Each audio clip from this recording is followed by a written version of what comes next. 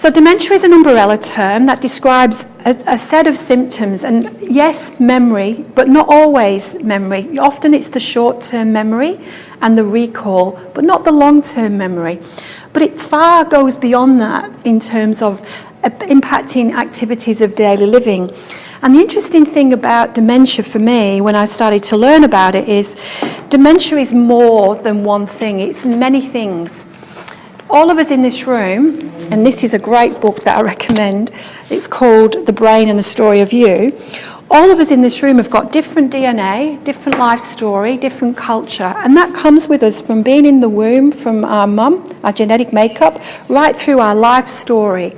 When a person gets dementia, that long-term memory and attitude and spiritual beliefs and values and preferences are still there, but they're not easily expressed, or they often are misunderstood. It also impacts people in terms of physical frailty, and the majority of residents that I see in aged care, especially in residential, dementia is only a small part of the whole issue. It's usually around physical frailty from pain, osteoarthritis, heart disease, lung disease, kidney disease. So dementia on top of that only adds to the disability. So dementia is an umbrella term that describes a set of symptoms that are unique to an individual. The first type of dementia that you probably have heard of is Alzheimer's type. It's the most common. And then after that would be vascular dementia. So Alzheimer's briefly is beta amyloid plaques on the brain, and vascular dementia is where little mini strokes on the brain. Very different in symptoms. Another one is Lewy body dementia, which is small proteins of Lewy bodies on the brain, and often can be very acute and often can be associated with Parkinson's when Parkinson's has been diagnosed long term. And another type of dementia that I'm seeing more and more is frontal temporal lobe dementia, or semantic dementia is the other name. And it appears to be impacting younger people. There's 27,000 people in Australia under the age of 65. My youngest client that I'm aware of is 38 years old, and often it's the genetic mutation that's occurred from someone inheriting the Alzheimer type dementia or the Parkinsonian type dementia. But I could talk to you all afternoon about dementia and what it is. What I'm here for today is to say, let's just say people in the community today are living with a physical disability. So you all go out and you see in the shopping centres and in the airports an ACROD sticker that says, if you visit here and you have a physical disability, we have accommodation to support you, either from our environmental design or our staff that are working here. Unfortunately, across the globe, we don't have a disability sign or an ACROD sign for cognitive disability. It's starting to be developed.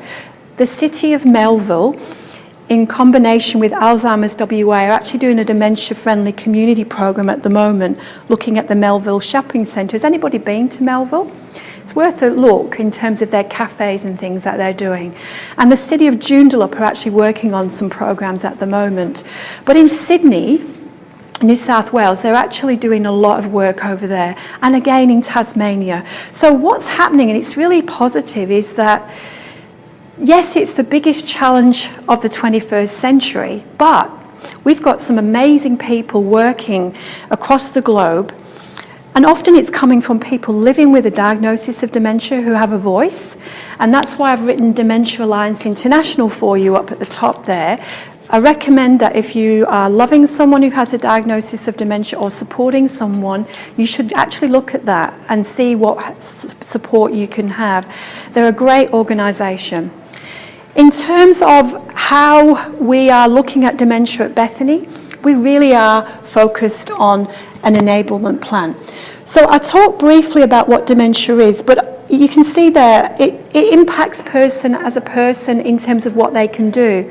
At Bethanie, we try and focus on what are the person's key strengths, and that's why we have an interdisciplinary team of people of allied health, nursing, chaplains, carers, volunteers who can work together with you in partnership, and I'll talk a bit more about that in a moment.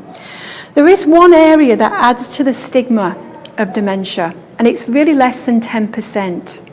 And it's people that have existing psychiatric symptoms. So it might be schizophrenia or it might be depression. And that then comes along with dementia. And that can actually cause some unpredictable changes in a person's behaviour in terms of the way they see the world. But that is very, very rare. It's not common.